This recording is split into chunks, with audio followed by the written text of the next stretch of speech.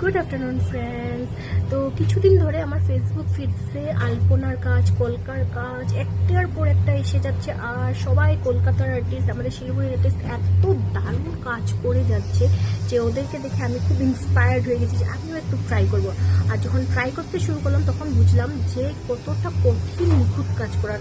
So নিখুঁত আমার একদমই হয়নি, ফার্স্ট টাইম ট্রাই করেছি। অনেক জায়গায় স্ট্রোকগুলো ভালো হয় না, কিছু হয় না, বুঝতে পেরেছি ওরা অনেক প্র্যাকটিস আর খাটনি করে এত সুন্দর কাজ করে।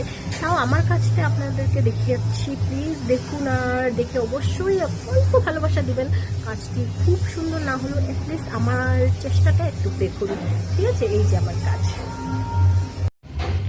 ব্যাকগ্রাউন্ড নয়েজগুলোর জন্য আমি ভীষণ দুঃখিত, কি করব।